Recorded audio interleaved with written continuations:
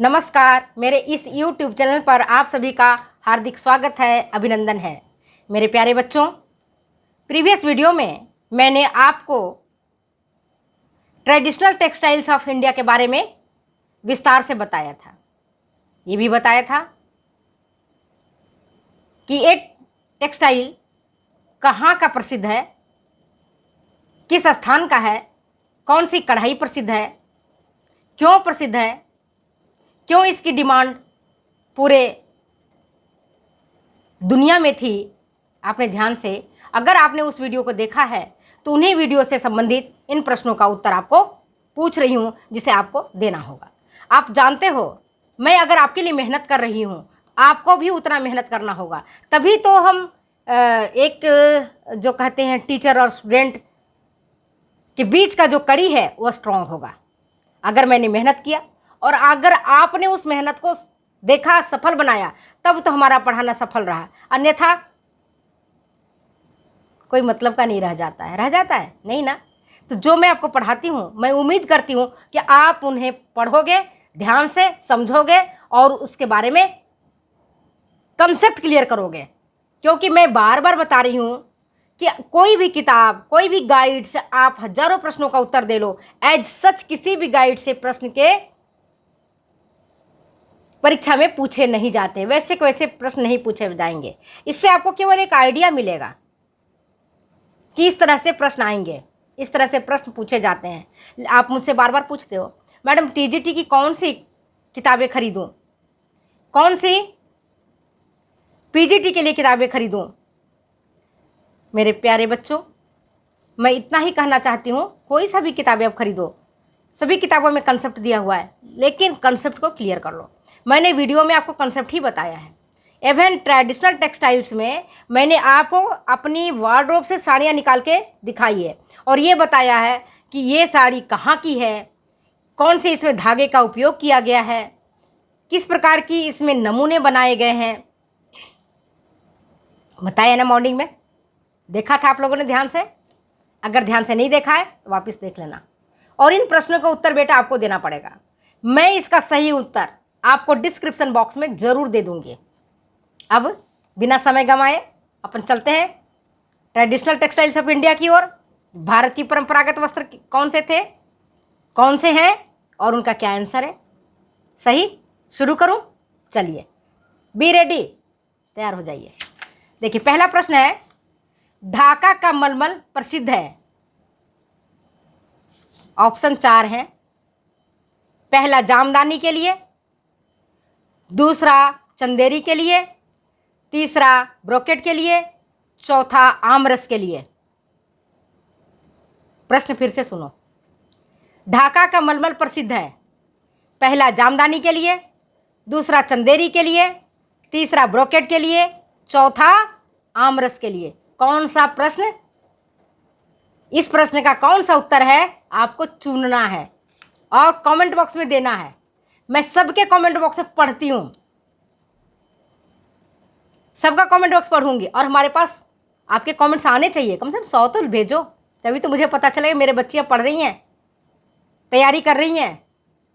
और जब आप कुर्सी पर बैठ जाओगे अपनी सफलता की, तो मुझे याद भी करोगे, मुझे उम्मीद है। चलिए, दूसरा प्रश्न।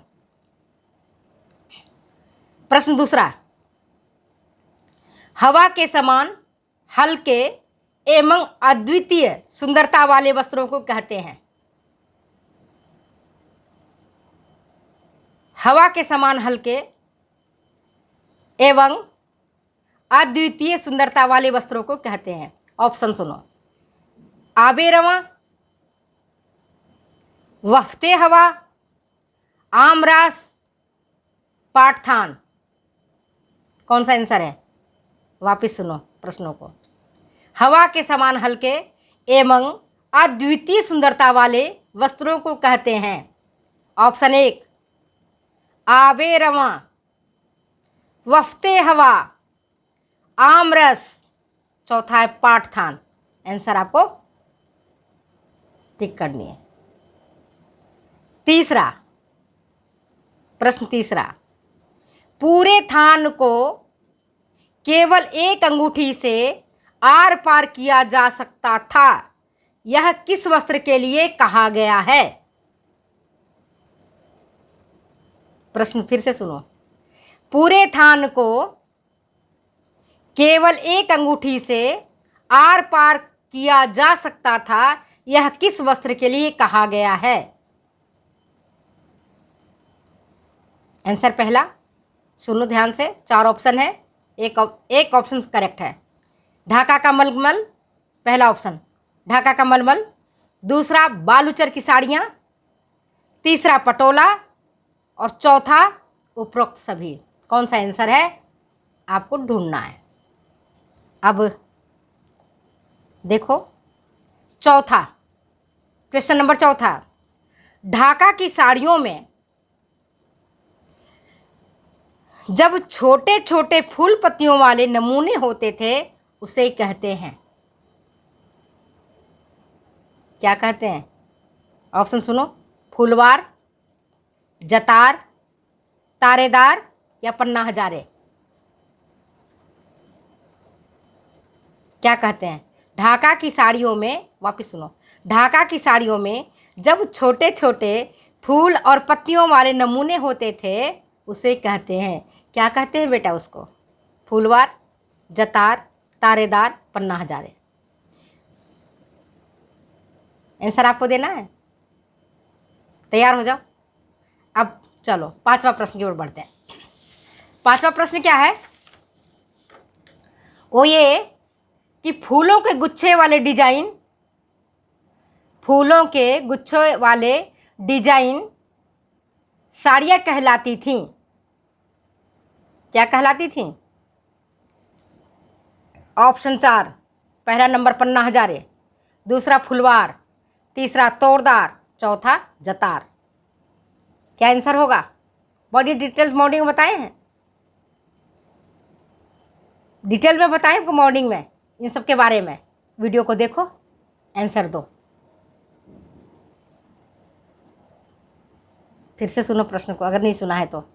फूलों के गुच्छे वाले डिजाइन वाली साड़ियाँ कहलाती हैं पन्ना हजारे, फुलवार, तोड़दार, सॉरी तारेदार और जतार।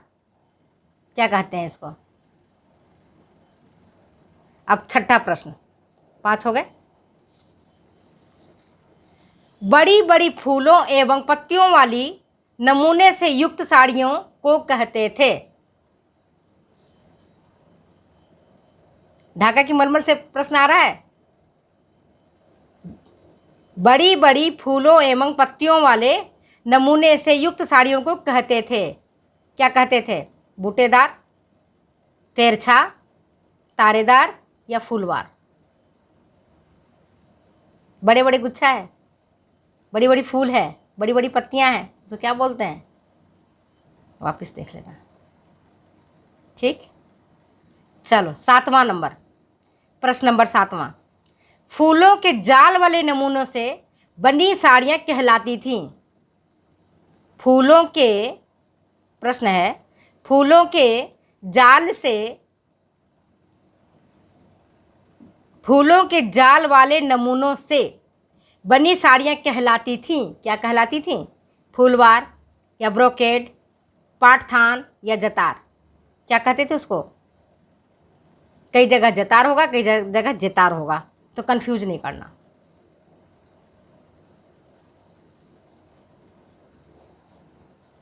आगे समझ में।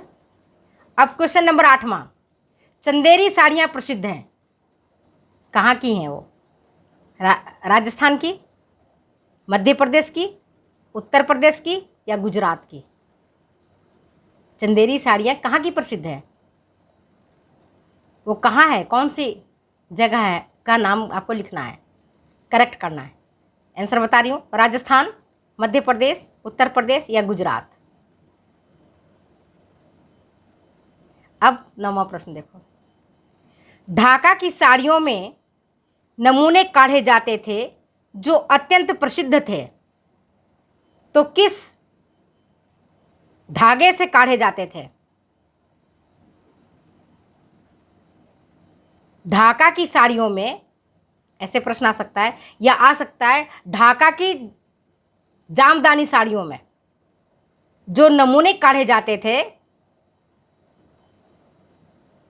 वह अत्यंत प्रसिद्ध थे। किससे बनते थे? पहला रेशमी धागों से, दूसरा सूती धागों से, तीसरा सोने चांदी के तारों से, और अथवा चौथा कृत्रिम धागों से। आंसर आपको देना है कौन सा करेक्ट है। अब प्रश्न देखो 10वां। बांधनी काफ़ी प्रसिद्ध है, कहाँ की? राजस्थान की, उत्तर प्रदेश की, गुजरात की या सिंध की? सबसे ज़्यादा लोकप्रिय बांधनी है तो कहाँ की है? आएगा एग्जाम में, आ सकता है। कहाँ की है? राजस्थान की, उत्तर प्रदेश की, गुजरात की या सिंध की? आगे समझ। अब क्वेश्चन नंबर 11वां क्या है? बांधनी साड़ियों में मुख्य रूप से नमूने बनाए जाते हैं। नमूने क्या होते हैं वो लिखना आपको।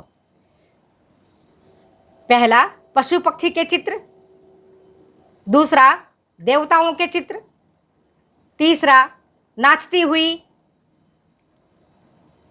बालाओं के चित्र, या बिंदिया या बूंद।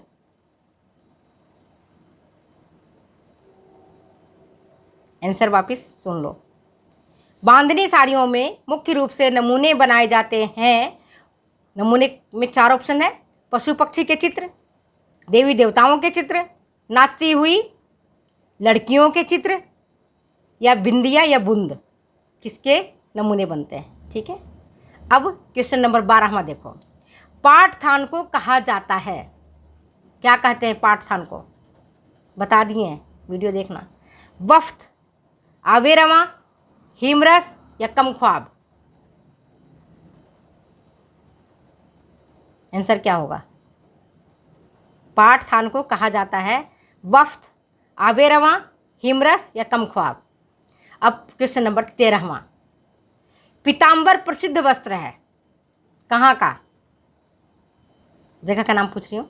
हैदराबाद, लखनऊ, जयपुर या ढाका? पीताम्बर प्रसिद्ध वस्त्र है, इसका ऑप्शन आपको देना है। अब last but not list, last question. आम रस के वस्त्रों में ऑप्शन रेशमी वस्त्रों पर सूती धागों से कढ़ाई की जाती है, दूसरा रेशमी वस्त्रों पर रेशमी धागों से कढ़ाई की जाती है, तीसरा वस्त्रों को रंग कर तैयार किया जाता है, चौथा इनमें से कोई नहीं। मैंने आपको ट्रेडिशनल टेक्सटाइल्स ऑफ इंडिया का पार्ट 1 जो मैंने आपको करवाया है उससे संबंधित मैंने प्रश्न पूछ लिए हैं। इतना अगर आपने पढ़ लिया होगा, देख लिया होगा, आपका कंसेप्ट क्लियर हो गया होगा। अब मैं समझती हूँ कि ट्रेडिशनल टेक्सटाइल्स ऑफ इंडिया से संबंधित अगर कोई प्रश्न आता है तो शायद आप ऐसा नहीं होगा कि आप नहीं कर पाओगे, क्योंकि आपने कपड़े भी देखे हैं, मैंने आपको डिजाइन भी दिखाई है, मैंने आपको नमूना भी बताए हैं। और ढाका का जो मलमल है वो पश्चिम बंगाल लिख मत देना, बांग्लादेश है, बांग्लादेश की राजधानी है ढाका। गलत मत कर देना, नहीं तो भूल जाओगे, गलती कर दोगे नंबर कट जाएंगे। आपको एक एक नंबर की लड़ाई लड़नी है, तो लड़ाई कैसे लड़ोगे? कंसेप्ट से क्लियर रखो। अब सोचो खाली मैडम ही पढ़े तो मैडम तो पढ़ लेंगी, पर तुम्हें तो पढ़ना पड़ेगा, तुम्हें तो बेटा याद करना पड़ेगा। आपको तो एग्जाम में आपको लिखना है, मैडम थोड़ी लिखने जाएगी आपके बदले। मैडम आपको कंसेप्ट क्लियर कर देगी। जहाँ कहीं भी प्रश्न में आपको परेशानी आती है, जहाँ कहीं भी आप अटकते हो, जहाँ कहीं भी आपको ऐसा लगता है कि मैं अटक रहा हूँ, मुझे आपकी मैडम ज़रूरत है, आप कमेंट बॉक्स में लिखो, मैं ज़रूर आपकी समस्याओं का समाधान करूँगी। मैं हर एक व्यक्ति का कमेंट बॉक्स पढ़ती हूँ, मौका मिलता है ज़रूर पढ़ती हूँ। और मैं जब तक आपका टीजीटी नहीं होगा, पीजीटी नहीं होगा, मैं कोशिश करूँगी कि जहाँ तक इम्पोर्टेंट क्वेश्चंस हैं, जहाँ आप अटक रहे हो, वहाँ मैं आपको मदद करूँ। लेकिन पढ़ना तो आपको पड़ेगा, तभी तो विजय पताका फहरा पाएंगे। ठीक, फिर मिलते हैं अगले वीडियो में। अगले प्रश्न पत्रों के साथ। तब तक के लिए बाय बाय।